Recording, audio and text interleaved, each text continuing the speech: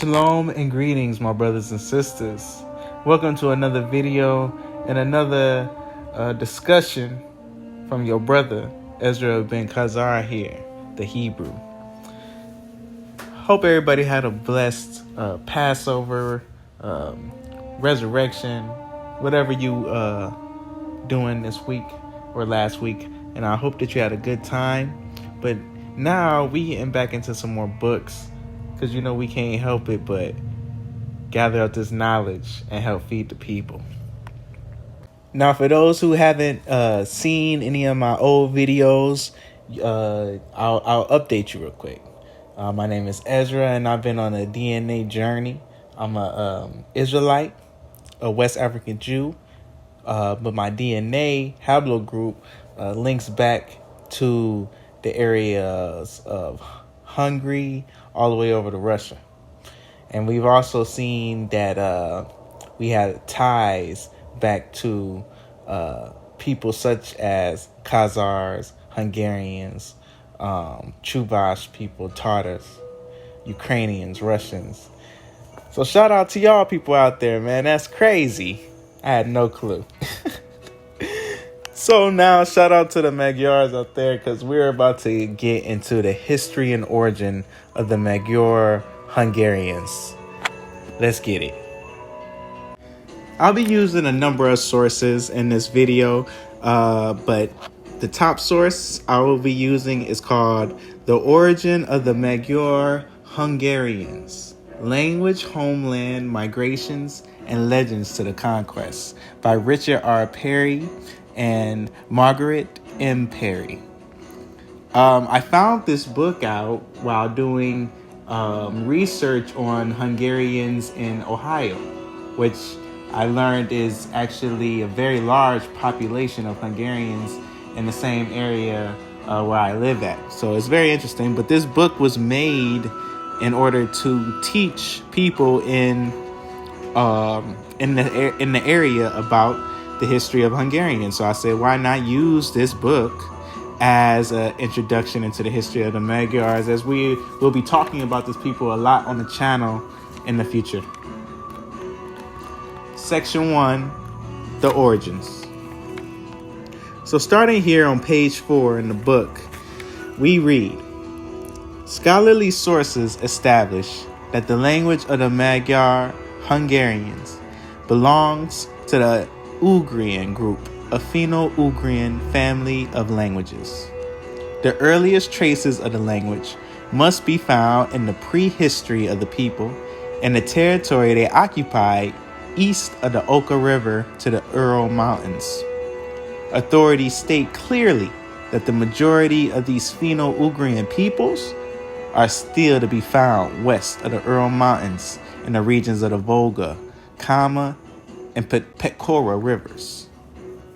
The scholarly consensus is that Hungarian language represents the westernmost branch of the Uralic of the Finno-ugric family of languages. And here you'll see a graph that's printed in the book, starting from the Proto-Uralic from the 8th to 4th millennia BC, way back, splitting into two at the beginning, Proto-Finno-ugric and Proto-Samoyed. All right, let's continue. And it reads, thus it is possible, because of the presence in the Proto-Uralic language of words naming trees whose pollen can be identified as early as 6,000 to 8,000 BC, to establish at least indirect proof of the Proto-Uralic peoples in the Siberian taiga east of the Ural Mountains. This developmental culture appears to have evolved from 10,000 BC to 4,000 to 3,000 BC. This assumption is supported by archaeological evidence that places the ethno-cultural zone of the Uralic population between the northern sections of the Volga and old rivers in the period of 4,000 to 3,000 BC. The separation of the early peoples began during the period of 3,000 to 2000 BC, according to archaeological finds of ceramics on the east bank of the Volga and on the east to the Old River, but not found on the west bank of the Upper Volga until after this period. Apparently, some portion of the people began moving west towards the end of the 3rd millennium BC. It is at this time that the earliest separation of the peoples may have taken place, with one group moving northwest and west, and thus establishing, beginning about 3000 BC, a separation of the Proto-Finno-ugrian peoples into the Proto-Finno-Permic people, who evolved into Finnish, Estonian, and Livonian groups. And the Proto-Ugrian group, which eventually by 500 BC began moving farther south and west, became the Magyar Hungarians 1,000 years later. The origin of the early Magyar people can be reconstructed simply as this: a Euro stock and an Altaic stock. The merging of races that resulted in the Magyar people took place between the 1st and the 5th centuries AD. The homeland of the Uralic Magyars was the general region of the Middle Volga, the Oka, the Kama, and the Bejalaja rivers. The home of the Altaic Magyars was in the western area of the Amudara, the Tarim, and the Khangho rivers. The Ugur Altaic Magyars moved westward and somewhat northward, driven by the advancing Huns in 209 BC to 177 BC. The Huns were being pushed westward by the Chinese. There is clear evidence that the Huns invaded Afghanistan around 200 AD. The Ugur Altaics blended with the Ugur Uralics. Prior to this time, the Chinese had expanded during a period of about 115 BC across the Lobnor Desert, occupying the Tarim River Basin. The pressure of the Chinese over the intervening 250 to 300 years caused the Huns to move westward. As we see so far in our study, the Magyar ethnogenesis consists with the Huns from the east and the Finno-ugric people who were already in the area of the Volga and the Kama in this area. The name Magyar appears in several different forms in the languages and dialects of tribal peoples of central, southern, western Russia and the northern Middle East. For example, in Hungarian is Magyar, in Chuvash is Mishar, in Kazan is Misars, and in Russian is Mizar, Mozar, Madzar, or Makarin. And this is also reminiscent of the Mishar Tatars of the Volga.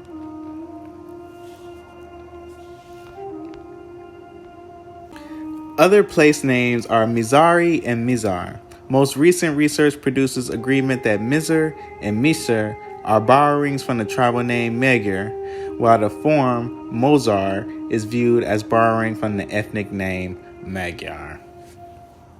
Part 2, the tribes. Right here on page 14, we have the names of the tribes. Much has been said about the 7 tribes of the Magyars, and here they are. And this is our introduction to the Kabar tribe. The Sike Kabar tribe is the 8th tribe, not originally a Magyar grouping. The 8th tribe was formed from the 3 rebel tribes of the Khazars when the Khazars adopted the Jewish faith. And we're going to get into this Jewish faith and the relation with the Kabars. For one source that I will use to discuss this is the infamous 13th tribe, which is written by Arthur Koestler, who has very good credentials, and this book has very good information in it if people don't twist it to using it for anti-Semitic purposes.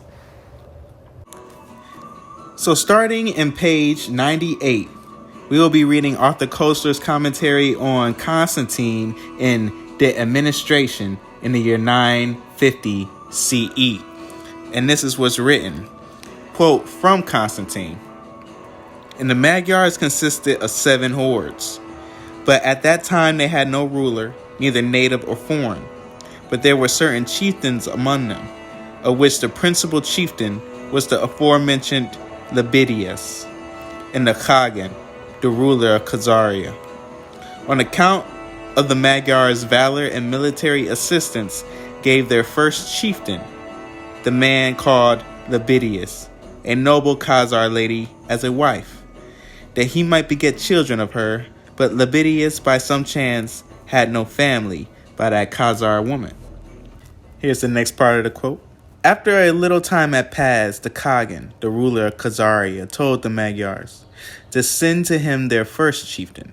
So Lebidius, coming before the Khagan of Khazar, asked him for the reason why he had sent for him. And the Khagan said to him, "We have sent for you for this reason, that since you are well born and wise and brave and the first of the Magyars, we may promote you to be the ruler of your race, and that you may be subject to our laws and orders." Now let's read Arthur Koestler's words. He says, Lebidius appears to have been a proud man. He declined, with appropriate expressions of gratitude, the offer to become a puppet king, and proposed instead that the honor should be bestowed on a fellow chieftain called Almos, or on Almos' son, Arpad. So the Khagan, pleased at this speech, sent Lebidius with a suitable escort back to his people, and they chose Arpad to be their king. The ceremony of Arpad's installation took place after the custom and usage of the Khazars, raising them on their shields. But before this, Arpad, the Magyars never had any other ruler, wherefore the ruler of Hungary is drawn from his race up to this day. This day in which Constantine wrote was circa 950 AD, that is, a century after the event. Arpad, in fact, led his Magyars in the conquest of Hungary. His dynasty reigned till 1301, and his name is one of the first that Hungarian schoolboys learn. The Khazars had their fingertips in many historic pies. And that's the end of that chapter in the 13th tribe. Picking back up, the second episode seems to have had an even more profound influence on the Hungarian national character. At some unspecified date, Constantine tells us there was a rebellion, an apostasy, a part of the Khazar nation against the rulers. The insurgents consisted of 3 tribes, which were called Kabars or Kabars, and which were the Khazars' own race. The government prevailed. Some of the rebels were slaughtered, and some fled the country and settled with the Magyars, and they made friends with one another. They also taught the tongue of the Khazars to the Magyars, and up to this day, they speak the same dialect. But they also speak the other language of the Magyars. And because they proved themselves more efficient in wars, and the most quote-unquote mainly of the 8 tribes, the 7 original Magyar tribes plus the Kabars, and leaders in war, they were elected to be the first horde. And there is one leader among them that is in the originality 3 hordes of the Kabars who exist to this day. So there we have our introduction to the Kabars. It started with an apostasy, as Constantine wrote, amongst the Khazars. And we're going to link this up with history in a few moments here. But I believe that leader that was among the Kabars could be related to the house of Abba, which I do want to make a dedicated video on, even though I keep mentioning them in every video that I do. On page 101 of the 13th tribe, we get to the conclusion that Arthur Koestler comes to, and this is the conclusion and hypothesis that I agree with. As we know that the rebellion, the rebels, means apostasy in Constantine's language. It says here, There is also some evidence to indicate that among the descendant Kabar tribes who de facto took over the leadership of the Magyar tribes, there were Jews or adherents of a Judaizing religion, quote unquote. It seems quite possible, as Artamanov and Bartha have suggested, that the Kabar apostasy was somehow connected with or a reaction against the religious reforms initiated by King Obadiah, the rabbinical law and strict dietary rules. Talmudic Khazar might have gone very much against the grain of these steppe warriors in shining armor. If they professed a Judaizing religion, it must have been closer to the faith of the ancient desert Hebrews than to rabbinical orthodoxy. They may have even been followers of the fundamentalist sect of Kabarites, and hence considered heretics.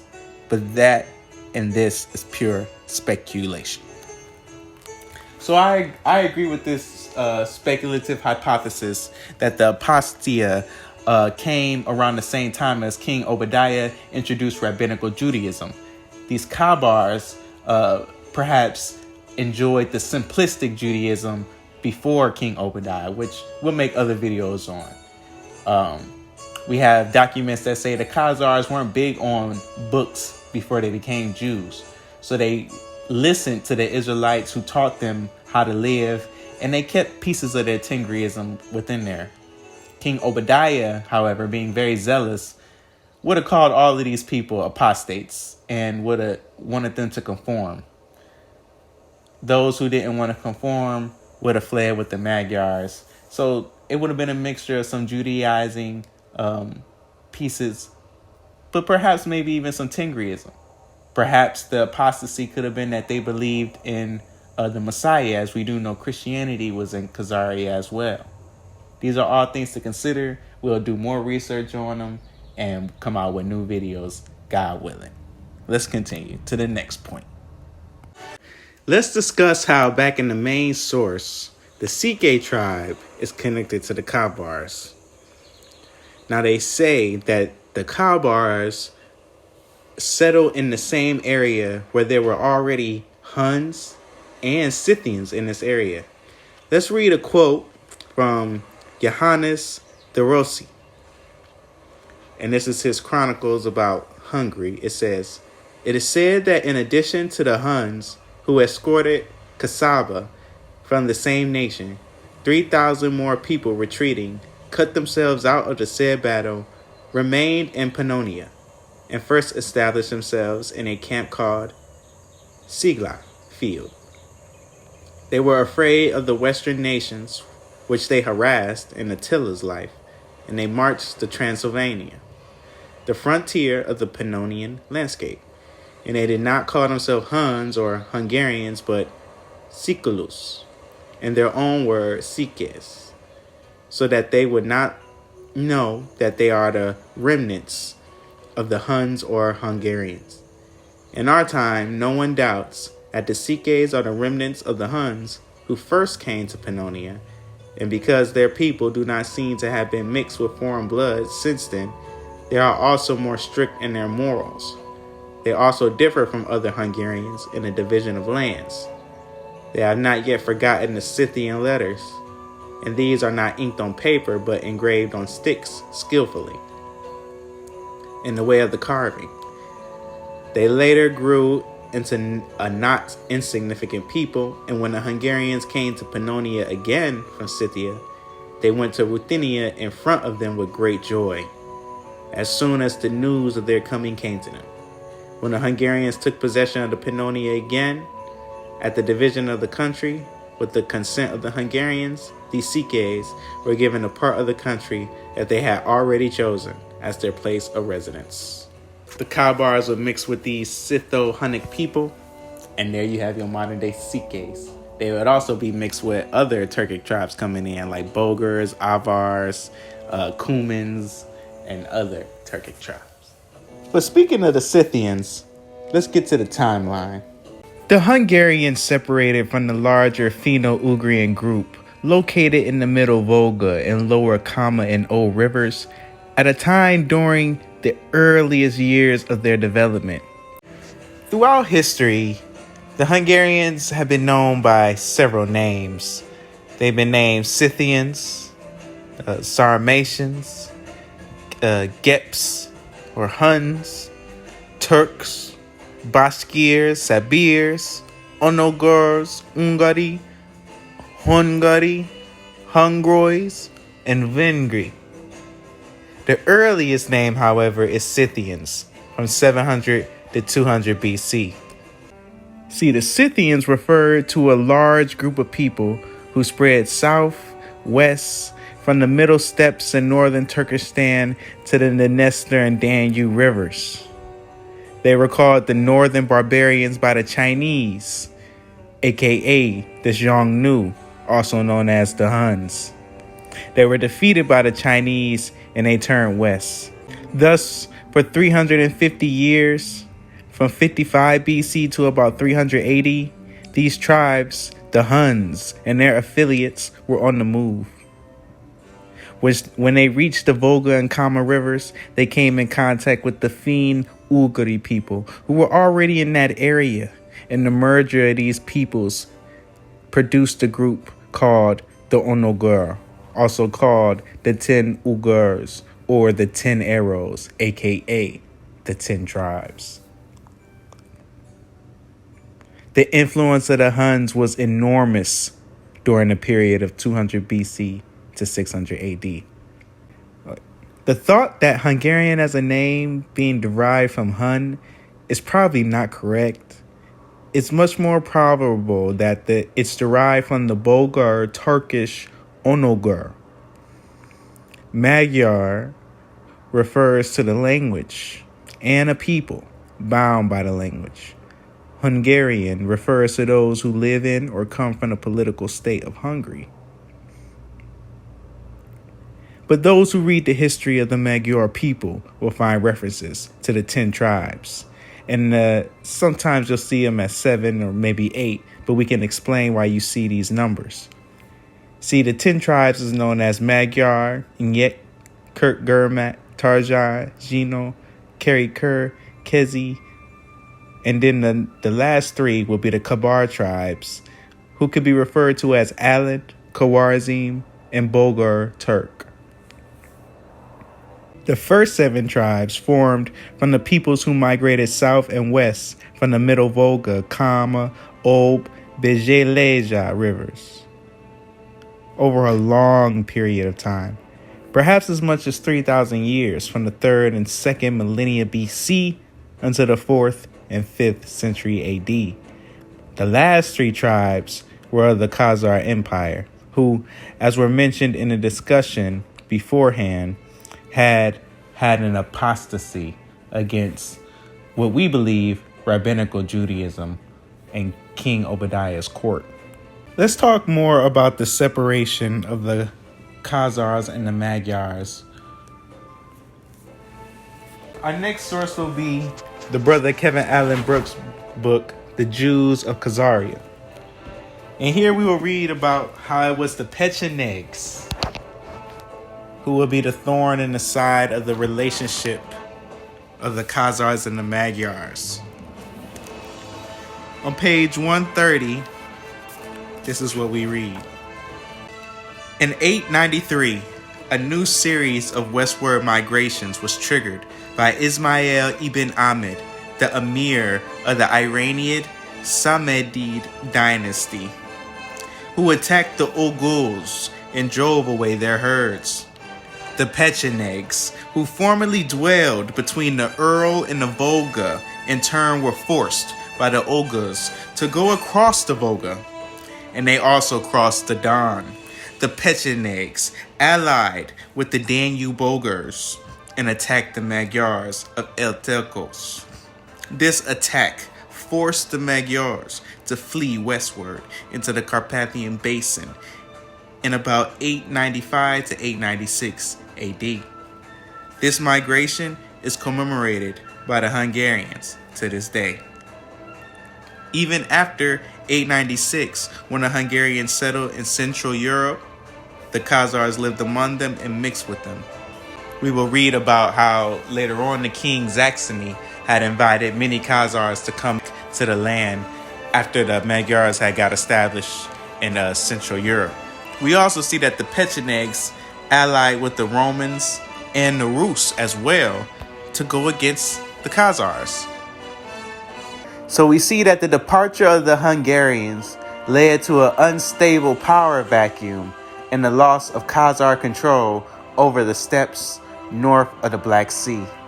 The Byzantines during the same period began to attempt alliances with the Pechenegs and the Rus with varying degrees of success. And from the beginning of the 10th century, the Khazars found themselves fighting on multiple fronts as nomadic incursions were exacerbated by uprisings by former clients and invasions from former allies, often at Byzantine instigation. Now we'll go back to the 13th tribe by Arthur Koestler. He writes on page 103, "How is one to reconcile all of these valiant deeds with the series of, quote, retreats from the Don into Hungary, which took place in the same period? It seems that the answer is indicated in the passage in Constantine immediately following the one just quoted." This is what Constantine writes. "But after Simeon the Bulgar again made peace with the emperor of the Greeks," which is the Byzantines, "and got security, he sent to the Pechenegs and made an agreement with them to make war on and annihilate the Magyars. And when the Magyars went away on a campaign, the Pechenegs with Simeon came against the Magyars and completely annihilated their families and chased away miserably the Magyars who were left to guard the land. But the Magyars returning and finding their country thus desolate and ruined, moved into the country occupied by them today, which is Hungary." Now back to Arthur Koestler's words, he writes, "Thus the bulk of the army was, quote, away on a campaign when their land and families were attacked. And to judge by the chronicles mentioned above, they were away, raiding distant countries quite frequently, leaving their homes with little protection. They could afford to indulge in this risky habit as long as they had only their Khazar overlords and the peaceful Slavonic tribes as their immediate neighbors. But when the advent of the land-hungry Pechenegs, the situation changed. The disaster described by Constantine may have been only the last of a series of similar incidents, but it may have decided them to seek a new and safer home beyond the mountains, in a country which they already knew from at least 2 previous forays."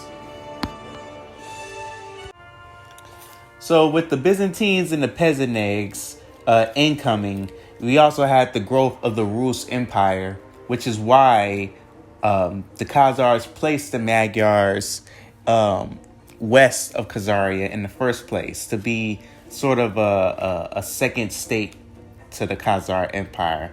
We'll read a few pages back in page 97 of the 13th tribe that the arrival of the Rus radically changed this profitable state of affairs, the affairs of the Khazars and the Magyars. At about the time when Sarkel was built, there was a conspicuous movement of the Magyars across the Don to its west bank. From about 830 onward, the bulk of the nation was resettled in the region between the Don and the Dnieper, later to be named Lebedia. The reason for this move has been much debated among historians. Tonya B's explanation is both the most recent and most plausible. Tonya B writes, "We may infer that the Magyars were in the occupation of the steppe to the west of the Don by permission of their Khazar suzerains, since the steppe country had previously belonged to the Khazars, and since the Magyars were the Khazar subordinate allies. We may conclude that the Magyars had not established themselves in this Khazar territory against the will of the Khazars. Indeed, we may conclude that the Khazars had not merely permitted the Magyars to establish themselves west of the Don, but had actually planted them there to serve the Khazars' own purposes. The relocation of subject peoples for strategic reasons was a device that had been practiced by previous nomadic empires. In this new location, the Magyars can help the Khazars to check the southeast and southward advance of the Rus. The planting of the Magyars to the west of the Don will have been all but a piece of the building of the fortress of Sarkel on the Don eastern bank.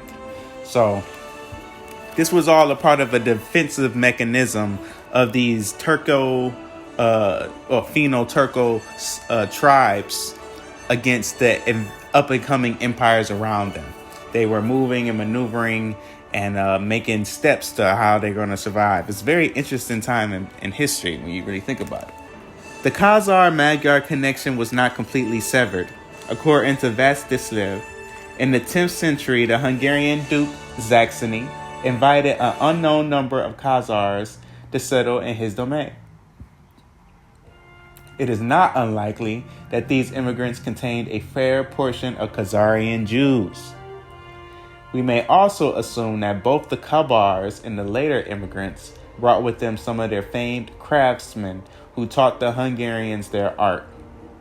In the process of taking possession of their new and permanent home, the Magyars had to evict its former occupants, Moravians and Danube-Bulgars, who moved into the regions where they still live. Their other Slavonic neighbors too, the Serbs and Croats, were already more or less in Sioux.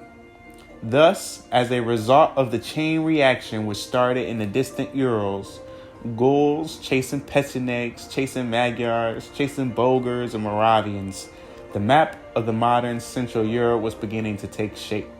The shifting kaleidoscope was settling into a more or less stable jigsaw. Very, very interesting to see. This is how that separation and transformation ensued. In this next section, I want to take a trip back to some more early history and the long trek from the Urals to the Carpathy. We'll go back to our original source on page 23, where we read that there were two people groups in the steppes. You had a quote-unquote white-looking people group, and then you had a quote-unquote Mongoloid-looking people group. These people groups would mix to be what you know as Turks, similar to like Bashkirs, how they have some people look more Mongoloid or Asian, some people look more Europeoid. Even the Khazars had this same mixture. On page 24, you will see a timeline here.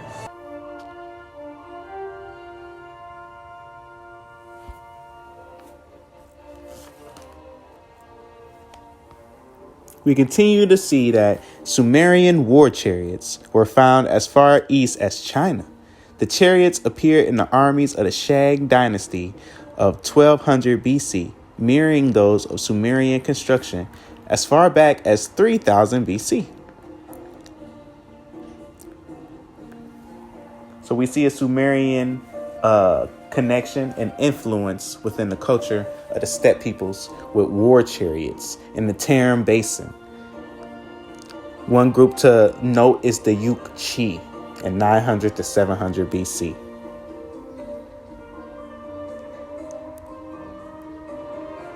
Note the people of northern China were not Mongoloid, but they had red hair and green eyes. Very interesting to see. It remains only to say that the period from 1000 BC until the era of Attila the Hun in 406 AD to 453 AD saw the entire steppe expanse caught in never-ending battles, skirmishes, and mergers of peoples and migrations.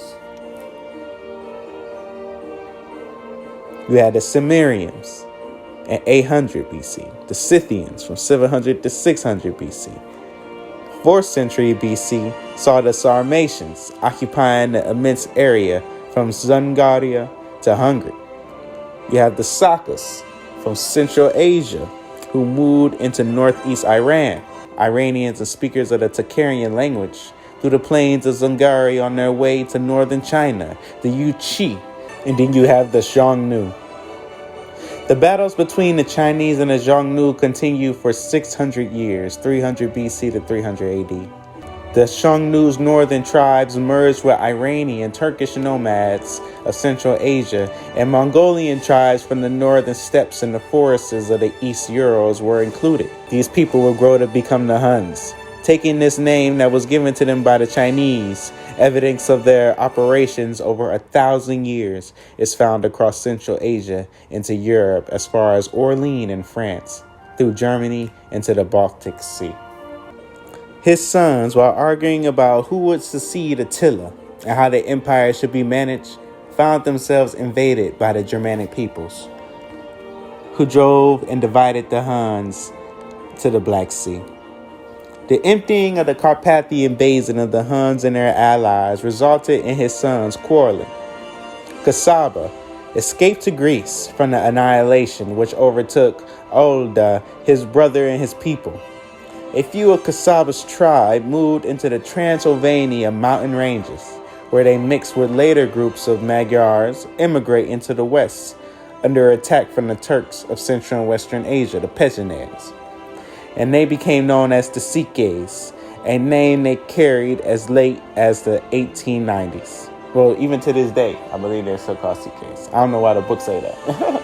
Well, I guess because they're known as Hungarians for the most part. The Magyars during the 5th century were nomads, roaming the Caucasus area east of the Sea of Azov. And then this is where you get into that's the area and time period of the Khazar history that they would lead into after that. We're coming down and winding down on this video, but last but not least, I want to talk about some of the legends that is written about in this book as well. If you're interested in language, there's also tons of pieces of language that they speak about. All right, so let's talk about some of these legends of early times. First, I've seen the legend of the eagle. The early Magyar Hungarians, as has been the case with many peoples in their early beginnings, were totemistic in their beliefs of forces and beings which governed or had highly significant influences on their daily lives and their future. The early Hungarian chronicles, according to Fodor, contain the story that Imese, the mother of Almos, who was the founder of the Arpad dynasty, was made pregnant by a torul bird. Torul is a Turkish word for eagle. Now, this is actually not surprising to read, as we see the Ashina dynasty is said to be birthed by wolves, the founder of the first Turkic Khaganate. So we see in the Turkic culture, there are stories of people being merged from animals, like an animorphs type of thing. But this is interesting because I've also read some Slavic stories where there's some early people who were known to turn into like werewolves and things like that. There's even a wolf on like certain Turkish flags and such. But these things are interesting, and it's showing a continual culture. The next legend is the legend of the people of Noah, which we know from the scriptures, which is what we follow here on this channel. This is the legend that Japheth was given the northern and western areas, which included the lands of the western Volga, the Danube and the Dniester, the Dnieper rivers, and the area of the Carpathian Mountains. Thus, if one chooses, as many Hungarians may have wished to do, one can claim an ancestral line through Japheth, a son of Noah, to the survivors of the Great Flood. So that is what we follow here through DNA. We believe the CF lineages to be the lineages of Japheth, the F lineages going down from there, and from the R lineage would be the sons of Gomer. Khazar has a history dating back to the son of Togarma. Next, we have the legend of the naming of Budapest, where it says the ruins of a Roman town served as a site for the new settlement, who was founded by Bleda or Buddha, Attila's brother, Attila the Hun's brother. Another interesting legend. There's also a legend about being a descendant of Nimrod, where Nimrod had two sons, Hunyar and Magyar. The only thing with this would mean that they were Hamites instead of Turks. But the thing is it's possible that perhaps a descendant of one of them became a ruling member of these tribes. But I'm not sure too much about that theory, though I believe the Magyars to come from Japheth and to be connected to the Khazars. And now we will wind down with a conclusion of the conquest of the Carpathian Basin. After the separation of the Magyars and the Khazars during the period of the migration, the Magyars moved west to the area of the Don, and there were several military campaigns. First, with the East Frankish Empire in 862, followed by the campaign in Austria and Moravia, the Bulgars and the Byzantines. The success of the latter efforts solidified the hold the Magyars were tightening on the expanse of the Carpathian Plain. In 902 AD, they were in battle with the Moravians, defeating them once more and turning to fight the Bavarians. Khazar, a ruling prince, was killed while negotiating a peace pact, leaving Arpad to rule alone. The Magyars, having been so successful over the 100 years, continued their conquest until they experienced two tragic defeats. One was at the hands of Henry the Fowler at Merseburg in 933 AD, and by Emperor Otto I at Augsburg in 955 AD. This last loss stopped the expansion of the Magyars to the west. Which only 25 to 30 years earlier had taken them as far west as the Atlantic Ocean. The period from the defeat by Otto I in 955 to the year 1000 AD saw the separate tribes consolidating and more clearly making the territories within the Carpathian Basin, which they would claim for their own. At the same time, the Confederation of Tribes relinquished some of their individual tribal authority and agreeing to the establishment of a centralized national power under the single ruling prince. The first of these princes that had great success was Saxony, who we just read about, who invited refugee Khazars to Hungary, who ruled from 950 to 970 AD, and who through diplomatic strategies, which included marrying his son Geza to the chief military commander's daughter, brought the tribes together as one nation. Saxony's son Geza assumed leadership in 920 AD, ruling to 977 AD. He secured peace with the Germanic Roman Empire and established Western Christianity as the supreme religion. Thousands of notable Hungarians were baptized, and when Istvan, his son, was made king in 977 AD, the Magyars were well on their way to a new phase of development as a unified Christian nation of Western Europe. And that's where we'll end this video for now. Please like, comment, subscribe if you have anything that you would like to say. And until next time, Shalom. Grace and peace. Hope you enjoy.